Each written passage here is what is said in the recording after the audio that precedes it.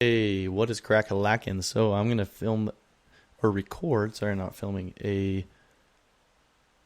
basically survey that I was given by a kid or my friend Keaton who used to kind of come to CrossFit USU, or a program that I ran up at the school, and we've kind of been affiliated. I think I also coached him for a credit. So I'm gonna go over this interview and send it to him so he can use it. And I might also just turn it into a podcast so people can learn a little bit more about what I think. So here we go. First question: how has supplementation changed the sporting world? So most supplements are bullshit anyway. So obviously, roids or any kind of performance enhancing drug, it kind of just lies in the name. The performance enhancing drug, if it is proven to improve performance, then that's the effect you get, right? So you have people trying to find ways to use these to increase their performance, which is kind of part of what athletes always have tried to do. So that's how that affects it, other than creatine that helps you put on a little bit of muscle. Protein helps you if you have a deficit in protein or you're not eating enough. It helps you hit your markers. Most other stuff, caffeine's great. Beta-alanine has mixed studies, but most of it's not going to really give you such an advantage that it is worth the moolah. So roids are cool. Those will work. There's some new stuff called SARMs coming out, but that's kind of how it's affecting the sporting world, is those will help increase your performance, but I don't think it's changed that much recently. I think that's been around for a very, very long time. How's the ability to create clothing, equipment, and footwear broken more world records than ever before in history? I mean, I think people are just getting better. I don't know how much equipment. There's just so many outliers. It's like, yeah, if you talk about swimming, the suits that they use in the Olympics in swimming, those are a lot better than they used to be, and that's going to affect times and that type of stuff. So obviously, again, this just goes back same as supplements. They're finding ways to increase performance. That's what it's all about. Olympic weightlifting shoes, for example, why do we wear them? They give us more ankle range of motion. What does that allow us to do? Olympic weightlift better. So it in some ways, it increases performance, and it's just shaped. I mean, I don't think it's going to make a huge difference, but it definitely has increased. How has the powerlifting world changed in the last 30 years? I'm not very super involved in powerlifting. I'm more involved in Olympic weightlifting. I would say I'm just going to change that question to Olympic weightlifting, and I think it's similar across all domains, but it's becoming more well-known. It's becoming popular and a choice for younger kids. It's kind of been Instagram and social media has made it more cool and popular. And the sport of CrossFit has also gotten more and more people into lifting. So I think it's grown substantially. Weightlifting's grown substantially, no doubt. And it's good, I think. And with the ability for Instagram and social media, I really think there's a lot of information out there that people want to learn how to do it well and want to do it right and not injure themselves. There's enough free information out there for you to have a decent training life and not injure yourself too bad. Number 4, what is your opinion on daily weight training? And for me, that's a no-brainer. Bang weights all day, every day.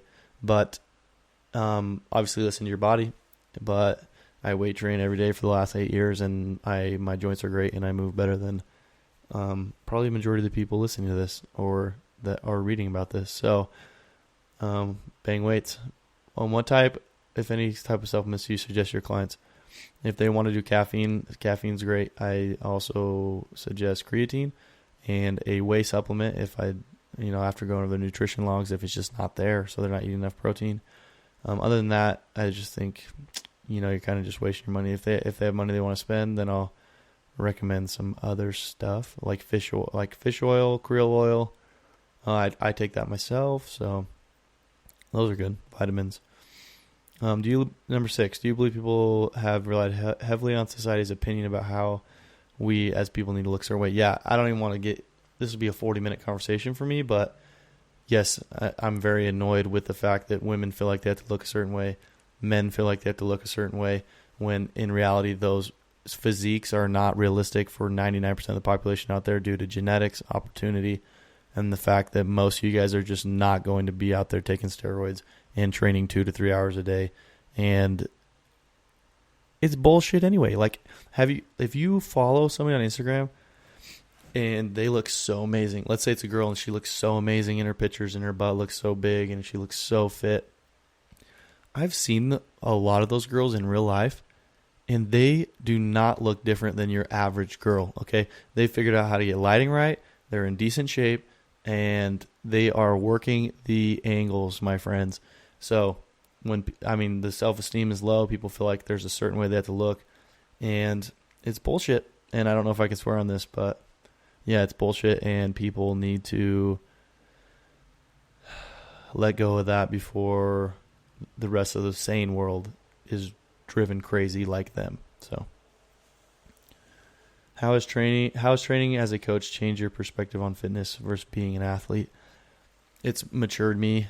It's, as an athlete, you just want to do everything as fast as you can, as heavy as you can, and figure out the secret way to get better. But as a coach, it's become more and more and more obvious that it just takes time, consistency, genetics, potential, opportunity. All these things come into a big pot and are stirred up, and that's how we become who we're going to become. And you can't just, you can't cheat it. It just takes time. You got to love the process. And sometimes people get so caught up on stuff, and as a coach, you're just like, it's not a big deal. It's just matured the way I look at it. And I think you need that as a coach. You need to be able to tell athletes, hey, take a deep breath.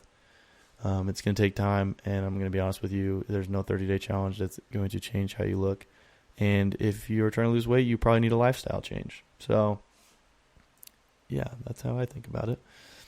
How important is a diet? How important is a well-balanced diet? Diet's very important. That's, people say it's 80-20. I don't know if I agree with that number, but your nutrition is very, very, very important, especially eating enough food or eating less. When weight loss, weight gain, it all comes down to balance. It's all very simple on a scale of things in terms of if you're eating more, if you're in a caloric surplus, you're going to gain weight. If you're in a caloric deficit, you're going to lose weight. If you're coming out around the middle and you're training, you're probably going to stay about the same. So, yeah. But I guess you asked, is it a balanced diet? Yeah. But you see all kinds of extreme diets out there, keto. You see diets that are basically just highly focused on carbohydrates, diets that are only protein. You just see a whole range of things. I think if you just eat natural whole foods, and if you're gaining weight, eat less. If you're losing weight and you want to gain weight, eat more. I keep it pretty simple on that. Will cheat days hurt your progress, or are they just a myth? I think if you're on any diet where you have to say cheat day, you're kind of going to put yourself out there for failure. I think you should enjoy social opportunities. If you're out eating with people at the restaurant, don't freaking lose your cool because you eat some freaking cheesecake or something, So I don't know. These questions are all kind of just playing into the whole bullshit in the fitness industry, in my opinion. So, cheat days, I don't even think about them. How do you respond to a client when they ask, I want to get stronger or more fit, but I don't have the time? I respond that it's going to take a lot of time, and until you change that mentality, you will never achieve what you want to achieve because it's going to take time. It's going to have to be a priority. And if you don't have time, it's because you are poor at time management, because there's 24 hours in the day. You're given one body in this lifetime. And if you can't find the time to take care of the thing you're given that you only have one shot at, and that dictates how you feel, what you can do, what you're capable of, how you're going to experience this world, and you can't put the time or give yourself an hour and a half a day to take care of that, then we have bigger problems. So that's how I say it, but maybe a little nicer. What is the best way to reduce soreness? You're going to get sore if you're eliciting change. So to reduce soreness, obviously you can do any kind of recovery tactics. You can stretch, roll out, ice bath, contrast bath, hot, cold. That'll all help. But you're going to get sore. You want to make sure you're sleeping enough and eating enough. That's going to help. So just the basic recovery stuff you'd think off the top of your head. What was the pivotal moment that really got you into fitness? No, I played sports my whole life, always been into fitness. There wasn't really like a moment, a aha moment. I think what really got me going on the coaching in the beginning was Olympic lifting, because I was just naturally good at teaching people how to Olympic lift, and I'm good with people and I get them excited. So that's how I got known more nationally, like as a national weightlifting coach. So that kind of made me realize that it could become a profession and a job, as well as the program I ran at Utah State that grew substantially and gave me the opportunity to work with tons and tons and tons of people that were from different backgrounds. And I was successful there. So it kind of gave me the confidence to know that I could really do this and that I'm good at it. So why did you choose the fitness industry instead of any other industry? I just like it. I'm good at it. I enjoy it, but I treat it as more than just an industry. I mean, the lessons I'm trying to teach, the things I'm trying to make people understand, the way I'm trying to get them to use their body, it doesn't just it's not just fitness. Fitness is my marker per se on the whiteboard, but in the span of things, I'm trying to teach work ethic, I'm trying to teach lifestyles, I'm trying to teach self-confidence. I mean, it's just an avenue for me to help change people's lives and to enjoy what I do and hopefully inspire people to be better. Why do you think body styles have changed over the last 50 years? It's just, why has anything changed over the last 50 years? People get obsessed with different things. They come up, they go away, they come up, they go away. I mean, we used to love thicker women. Now we love super skinny women. And we used to love even skinnier women. And now kind of a fitter version of the woman is starting to become the ideal. So it just depends. There's so many things that influence this. And I can't really say if there's like, I can't give you a reason why. It's just like, look at humans as a species. We just always are changing what our ideal is, and we're pretty obsessed with it. Opinion on pre-workout and its effects on the body. It just depends on the pre-workout. There's some pre-workouts that are super clean. It's caffeine, beta-alanine. I mean, and there's some pre-workouts that get banned because it kills people. You just need to be smart about what you're taking in. Like, if you don't know what a lot of the shit is on the label, don't take it. If it tells you all these cool things, like where you're going to freaking blow your face off or you're going to lift 50 more pounds, like, that's all fake and it's just marketing. And most likely you need to look at those products closer and make sure that, you know what's in it, because those are the ones that you really need to worry about. But yeah, I have taken a lot of pre-workout, and I know a lot of people that have taken pre-workout and they're fine. So what has been the most challenging part of your journey so far?